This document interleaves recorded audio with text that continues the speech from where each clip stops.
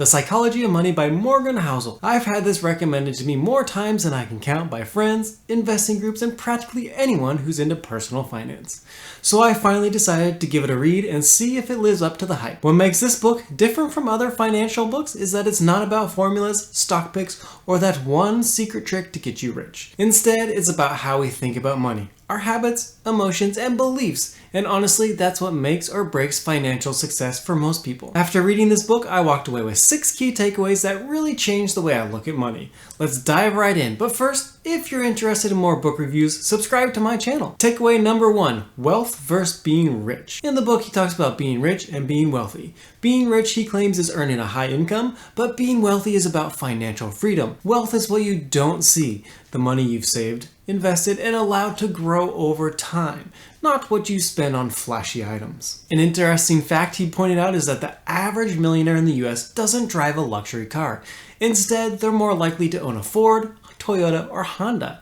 That's because truly wealthy people prioritize financial security over looking rich. This idea really hits home for me. I've always chosen practical and reliable cars over expensive ones. I don't get joy from buying flashy things, but that doesn't mean I don't spend money. I budget for things that genuinely bring me happiness, like golf. Golf is a very expensive hobby, but I make sure my spending aligns with my long-term financial goals. This book reinforced that smart money habits aren't about deprivation, but intentionality. The second key point of this book is the role of luck and risk. Success in finance isn't just about intelligence or skill. Luck and risk can play a huge role. Someone might make reckless financial moves and get rich purely based on chance, while someone else could do everything right and still struggle. An interesting fact for this section was Bill Gates was able to build Microsoft partly because he attended one of the only high schools in the US with a computer in the 1960s.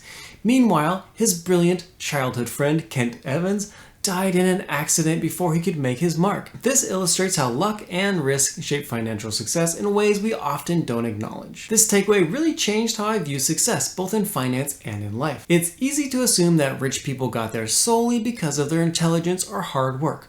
But in reality, circumstances matter. The key is to make smart financial decisions, but also recognize that sometimes things are out of our control. And that's why risk management, like diversifying investments, is so important. The third takeaway from this book is the power of compounding and long-term thinking. The key idea here is small, consistent investments over time lead to massive wealth thanks to compound interest.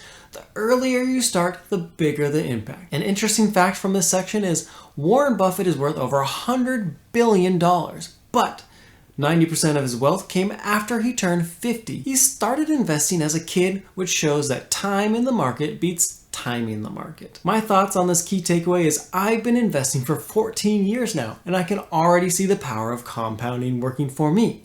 But looking back, I wish I had started even earlier. If I had learned about investing in school, or if someone had explained it to me in a simple way, I realistically could have started 5 years sooner and had even more time working on my side. That's why I love talking about this topic, to help others get started earlier and make compounding work in their favor. The fourth key takeaway is financial success is more about behavior than knowledge. So the key idea here is that you don't need a financial degree to build wealth. Discipline, emotional control, and consistency matter more than intelligence when it comes to long-term success. An interesting fact from this takeaway is the story of Ronald Read, a janitor and gas station attendant who amassed over $8 million living modestly, saving diligently, and investing patiently. In contrast, Richard Fuskin, a Harvard graduate financial executive, went bankrupt due to reckless spending and poor financial discipline.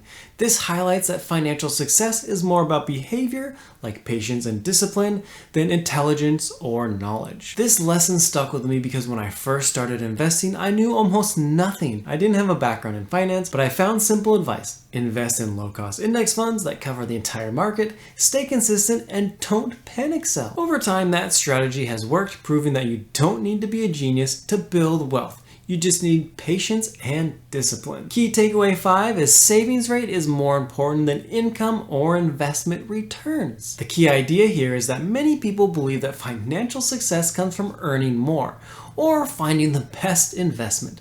But the Psychology of Money argues that your savings rate which is how much you keep and invest, is much more important than how much you earn or the returns you get. An interesting fact for this key takeaway is high income doesn't automatically make you wealthy. Someone earning $50,000 a year but saving 20% of that can end up wealthier than someone earning $200,000 but spending it all. Your ability to save and invest consistently matters more than having a perfect salary or stock picks. This concept really stuck with me because we live in a culture that celebrates big paychecks, not big saving accounts. We see headlines about athletes and celebrities making millions, but many of them go broke because they never learned to save. This book reminded me that wealth is built quietly. No one sees your savings accounts or your investments, but that's the real measure of financial security.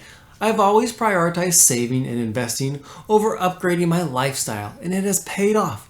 Even small saving habits can compound over time, and this book reinforced why it's not about how much you make, but how much you keep. Key takeaway number 6 is avoid lifestyle inflation. The key idea here is most people assume that making more money will automatically make them happier. While money can improve quality of life up to a certain point, research shows that happiness doesn't scale infinitely with income. The more you earn, the more you tend to spend, and the cycle never ends. Studies show that after earning around $75,000 to $100,000 a year, extra income after that doesn't significantly increase happiness. Instead, what actually boosts happiness is freedom, relationships, and control over your time, not just having more money. This is one of my favorite lessons from the book because I've seen lifestyle inflation happen all the time. Someone gets a raise, and instead of saving or investing, they immediately upgrade their car, their house, and their spending habits. Suddenly, they're making twice as much money, but still living paycheck to paycheck. I've personally avoided lifestyle creep by keeping my core expenses the same even as my income has increased. I still drive a reliable older car and focus my spending on things that bring me real joy, like hobbies and experiences, while making sure my savings and investing come first. This book really reinforced the idea that true wealth is about having control over your life, not just your paycheck. Instead of chasing more, I focused on financial freedom, peace of mind, and time with people I care about. My final thoughts are this is a must-read book for anyone looking to understand how their mind influences financial decisions. It's not about stock tips or technical strategies. It's about how to think about money in a way that sets you up for long-term success. I'd give this book a 9 out of 10. It's super insightful, easy to read, and packed with wisdom that applies to anyone, no matter where they are in their financial journey. That's it, friends. If you found this helpful, give me a thumbs up and subscribe, and I'll see you in the next one.